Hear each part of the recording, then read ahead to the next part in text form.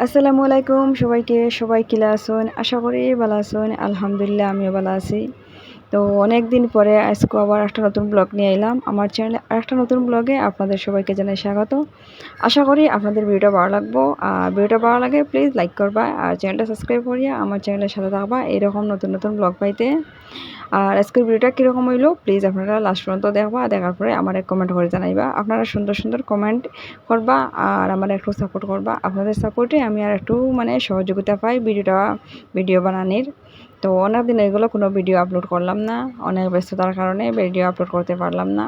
তো ভাবলাম আজকে একটা ভিডিও আপলোড করি। তো অনেক সহজভাবে রূপসাদা মাছের ঝোল রান্না করি আর অনেক তাড়াতাড়ি আর কি, অনেক সহজে এই রেসিপি আপনারা বানাইতে পারবা। তো আপনারা দেখতে পারবা সব মশলা আমি একসাথে আর কি এরকম মাখিয়েছি। মশলাগুলা সব কিছু মশলা দিয়া আদা, এরপরে রসুন, পেঁয়াজ যা যা মশলা লাগে সব কিছু মশলা দিয়ে আমি এরকম মাখিয়েছি।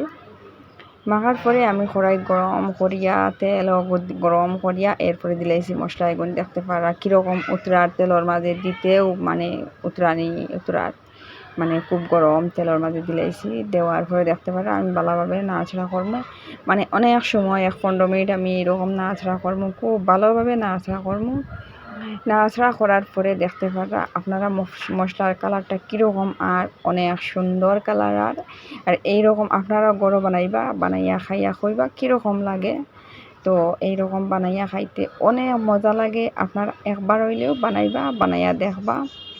আর বালা করে মশলাটা আমি কষাইতে এরপরে দিলাম তোরা ঝোল দেওয়ার পরে দেখতে পারা কীরকম হয়েছে।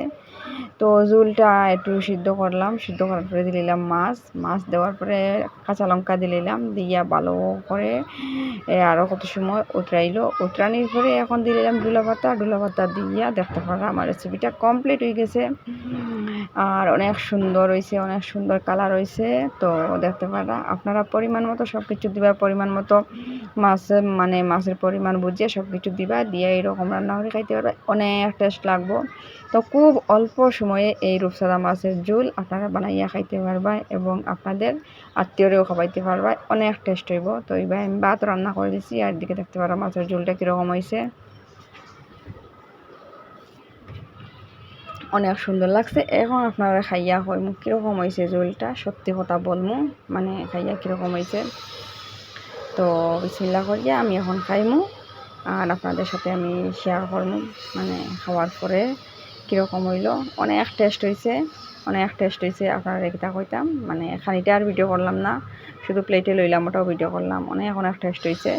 তো দুপুরে খাওয়া দাওয়া শেষ হওয়ার পরে এখন রাত্রে বাজে 10টা, প্রায় 11টা বাজার। এখন আমরা অনলাইন থেকে অর্ডার করলাম খাবার।